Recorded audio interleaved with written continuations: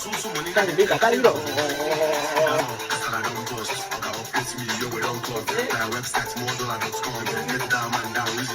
Let's go.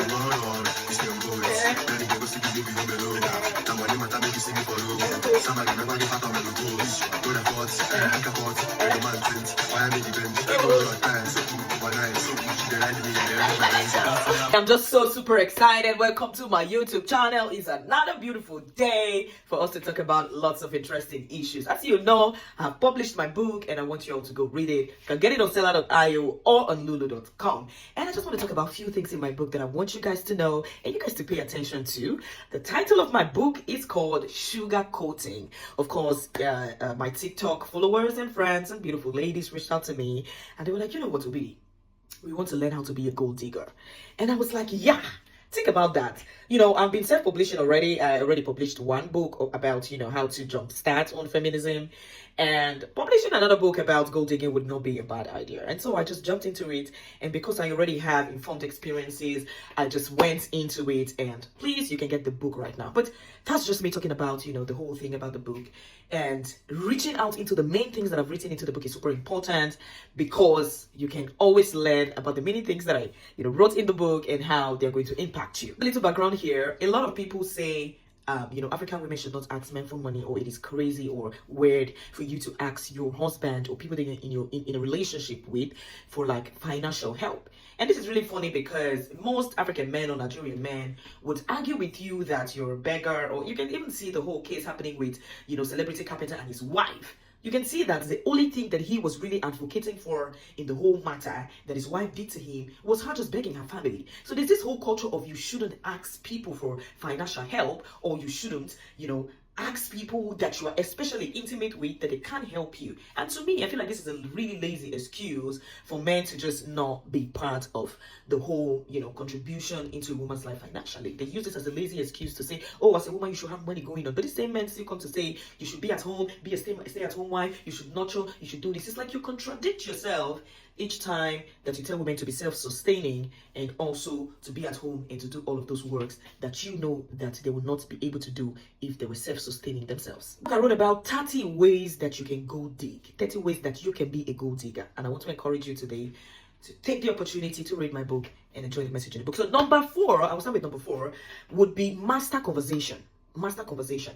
Most and a majority of the reasons why you are not getting money from men is because you don't know how to have a great conversation. And I'm not talking about what men say when they come to say, can you hold a conversation? Nobody's talking about, can you hold a conversation right now? A great, you know, I'm taking like an English course, or I just finished a professional English course, and they were talking about what is a great negotiator. Somebody who is a negotiator is a person who is able to compare, to convince. So I want to ask you, how convincing are you when you speak? Or how convincing are you when you relate to people that you're asking for financial help? You know, this is very important because I'm talking a lot. In my book, I wrote, it is about talking well. To master conversation is to master influence and be articulate. Articulate means be direct, be precise, be straight to the point. You get what I mean? Also, I wrote that choosing your words with precision and delivering them with clarity is the greatest way for you to engage and reflect with people that you're having a conversation with. Now, in this case, we're talking about men, right? You're having a conversation with a guy and you want to chip in what you need money for. So you will need to guide that conversation towards asking. Think about you guys are on the date or you're chatting on the phone and it's asking you, how is your day? You know, you don't have to say, I'm not fine. No, you ask, I'm mostly great, but I'll be better if I was able to, you know, fix this issue going on in my life. Now you have opened a room for what issue? You understand? You can now say, oh, I literally am going to London next week and I already have my flights, you know, settled, but I need money for Airbnb because the Airbnb I was using just cancelled and they're not returning right to me. You know, whatever. I just need some money. Now you have guided the conversation to you asking. You know, instead of pretending that everything is fine and that you would just ask him suddenly, you can always guide the conversations to ways that, you know, is in the direction of the help that you need. Book, I always have a tip when I explain a problem. Like when I'm saying have a great conversation, I also have a tip. Now, under this tip, I talked about how The study negotiation technique is one technique that's so important. You have to understand every interaction, from a casual chat to a business meeting. You have to understand where you are and what you're saying. You understand, if you met somebody in a casual meeting, that would not be a great place to say you needed money for an Airbnb. So you need to understand the context and in which way you are discussing with these people. In what way do you relate with them, and in what way do you think that you can ask for help? If it was a business meeting, you can talk about a startup, about funding a startup. You can talk about, oh, I'm not fine today because I believe that, $500 will boost my branding right now, and if there was any investor or anybody who wants to invest in my business, it'll be a better approach for me to feel okay today. You have guided that conversation into business setting. And so in this technique, I would talk about understanding, or I would summarize with understanding the context of which you're having the conversation and how you are guiding the conversation towards the need that you have. So yes, I'm not going to talk about all of the things in my book, but I'm going to give you 2 standard guides, which I have talked about one, and this is the second one. On a business card, it's so important, ladies and gentlemen. Take out the gentlemen. Ladies, in an increasingly digitalized world, it is very important that you own a digitalized business card. Do you have a soft copy of your business card? You don't need to have a paper pen or physical business card anymore. These days, people have QR codes. Even Instagram has made it so easy for you to have like a digital business card. So you can get that and have it saved on your phone.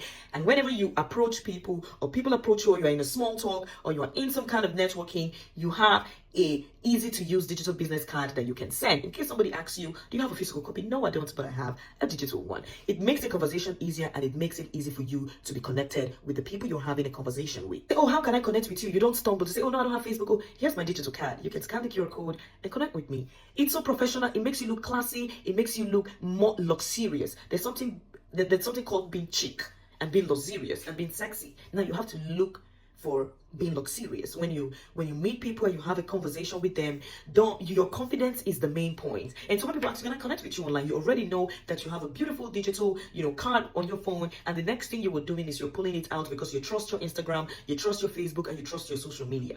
I'm going to add one pro tip. How does your Instagram look?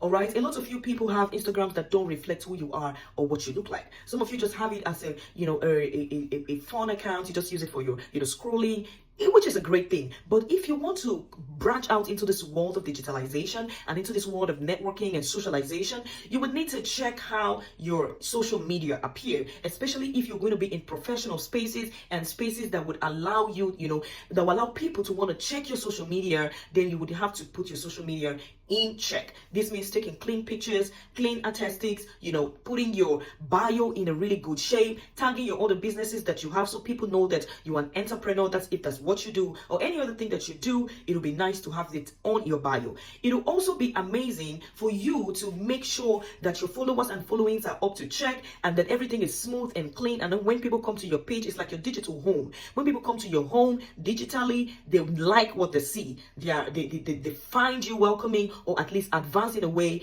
that it can believe that you have some kind of experiences. Finally, a tip that I will leave you here with is create a savvy design. All right, get your email signature right, create a professional and minimalistic Canva design that you can use as your digital signature, or your digital business card. I beg your pardon. Your LinkedIn profile should also be fully optimized, and you should have a networking hub that represents who you are. All right. And so if you want to check about the other 28 actionable things that I talked about, please head to seller.io and buy my book, or on lulu.com to get a physical copy. If you have any question, reach out to me, book a session with me for a 1-to-1 consultation. I love you. Power to all women in the world. Mwah.